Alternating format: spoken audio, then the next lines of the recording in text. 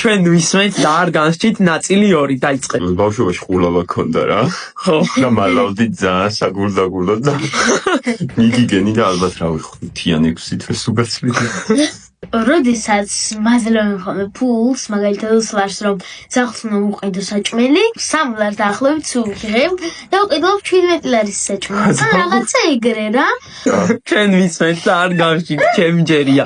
ბებო რო გაფენს ხოლმე თეთრ წინდებს, მივდივარ, საუკეთესოებს ვარჩევ. აი ეს ერთმანეთში ვაგორგულავებ და ლეიბის ქვეშ მალავ ხოლმე და მართას აქვს ოფიციალური დავალება მიცემული, რომ როგორც კი დაინახავს, რომ თეთრი წინდები გარეცხილია და გაფენია, ეგ რო შეუმიტანოს ოთახში. სურამში რომ ისვენებდით ხოლმე, ხო იცი? ხო. მაშინ ვიყავი მგონი 16 წლის ხე და 14 წლის შენ რა და მოკედლებული მყავდი შვილი. გან ჩემთან ერთად დადიოდი საერთოდ და ერთ-ერთ სახეობზე ოთახში რო ავდიოდი დასაწყისად შენ გეძინებოდა არცუჩი და მე ვაფშე გავდიოდი. ან მაშინ წელი ცხოვრება.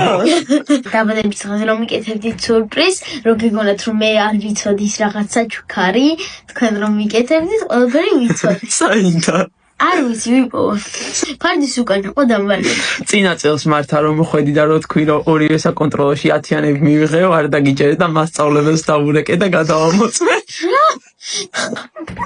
ჩვენ ვისმენთ და არ განსჭით. ამ წამსაც წეღანაც სახის კრემი გამითავდა ბოლო ერთი კვირა და შენ სასხვა რომ დამალე ჩქარო.